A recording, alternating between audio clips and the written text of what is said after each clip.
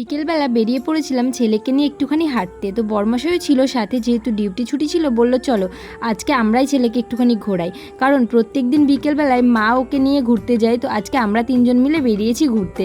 তো দেখতেই পাচ্ছ পাড়ার ক্লাবে যেতেই দেখছি অনুষ্ঠান হচ্ছে, কারণ আজকে হচ্ছে রবীন্দ্র জয়ন্তী। তো সেই কারণের জন্যই বাচ্চাদের একটু নাচ গান আবৃত্তি এগুলোই হচ্ছিল। তো আমরা কিছুক্ষণ ওখানে দাঁড়িয়ে দেখে নিলাম।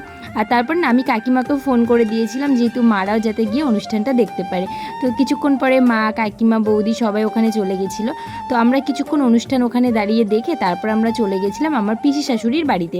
তো চলো ওখানে গিয়ে কী করছি সেটা তোমাদেরকে দেখাচ্ছি। পিসি শাশুড়ির বাড়ি আসতে এই যে দাদা এখানে বসে আছে। তো দাদার এটা হচ্ছে চেম্বার, মানে দাদার না, দাদার ছেলের চেম্বার, দাঁতের চেম্বার। তো এই যে দাদার সাথে একটুখানি দেখা করে আমরা চলে এসেছিলাম ওপরে।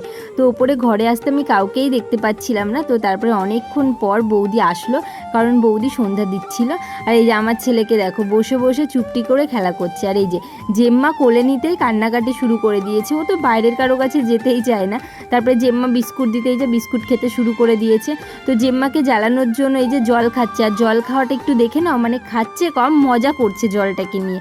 আমি যতবার গ্লাসটা ওর কাছ থেকে সরিয়ে নিয়ে আসছি ও ততবার হাত ধরে টেনে ওর মুখের মধ্যে ঢোকাচ্ছে, এই যে দেখতেই পাচ্ছ। তো তারপর আমরা কিছুক্ষণ বসে একটু খাওয়া দাওয়া করে চলে এসেছিলাম বাড়ি। আর দিদি আমাকে কাঁচা আম দিয়ে দিয়েছিল। আর বাড়ি আসতেই দেখছি মা কাকিমা সবাই গল্প করছে গরমের মধ্যে। তো চলো আজকের ভিডিওটা এতটুকুই, দেখা হচ্ছে পরের ভিডিওতে, টাটা।